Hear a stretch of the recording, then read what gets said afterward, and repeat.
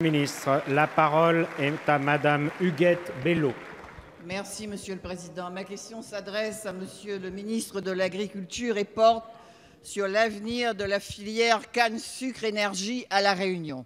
Après plusieurs semaines de conflit, un accord de sortie de crise a été signé hier soir et témoigne de l'esprit de responsabilité des planteurs qui ne souhaitent ni paralyser l'île, ni compromettre la campagne sucrière qui doit débuter ces jours-ci. Mais assortir une négociation d'un ultimatum n'est pas la meilleure garantie d'un accord durable, c'est-à-dire d'un accord permettant aux industriels, mais aussi aux planteurs de faire face à la fin des quotas sucriers et des prix garantis par l'Union européenne. Ce bouleversement exige en effet que soient ouverts deux chantiers prioritaires. Le premier porte sur la nécessaire transparence des coûts de production industrielle et de ce prix d'achat unique pour tous les sucres bruts et spéciaux, sur la transparence des revenus provenant des brevets et des nouvelles variétés élaborées par un centre de recherche mondialement réputé, ainsi que sur la répartition des richesses issues des produits et des innombrables sous-produits de la canne, notamment de la bagasse. Le deuxième chantier est la mise en œuvre d'un plan de modernisation des centres techniques, les CITS. Les efforts consentis par les planteurs pour augmenter les rendements ne doivent plus être contrariés par des matériels de mesure et d'analyse obsolètes. Cette filière, qui représente 18 000 emplois, a un indéniable potentiel. Elle est déjà une source non négligeable d'énergie renouvelable et un puissant capteur de gaz carbonique.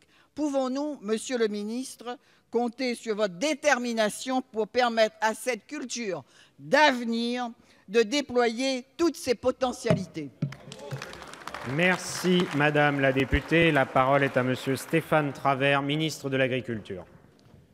Madame la députée, Monsieur le Président, Mesdames, Messieurs les députés, Madame la députée Huguette Bello, je voudrais d'abord rendre hommage à la mobilisation qui a été la vôtre et à toutes celles des parlementaires de l'île de la Réunion sur ce conflit lié à la canne à sucre.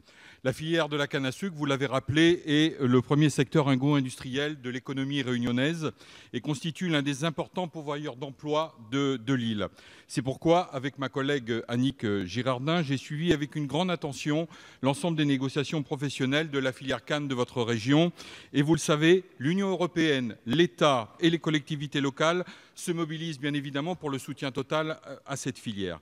Dans le cadre du programme POSEI France, qui est financé par l'Union européenne, la filière canne à sucre outre-mer bénéficie d'un soutien annuel de près de 70 millions d'euros et ce règlement européen autorise la France à verser des aides nationales à la filière à hauteur de 90 millions d'euros. De plus, je voudrais rajouter qu'une aide complémentaire de l'État au bénéfice de la filière sera mise en place à compter de la disparition du régime des quotas sucriers au 1er octobre 2017. Et c'est donc dans ce contexte difficile de négociation que les planteurs et les industriels ont démarré leur discussion dès le mois d'avril autour de la question des conditions d'achat de la canne à sucre par les industriels sucriers. Comme je vous l'ai dit, ces négociations ont été difficiles, mais je salue l'avancée concrète qui a été portée et qui structure en profondeur l'économie réunionnaise. Et vous m'interrogez aussi sur la transparence des coûts de production et des prix d'achat.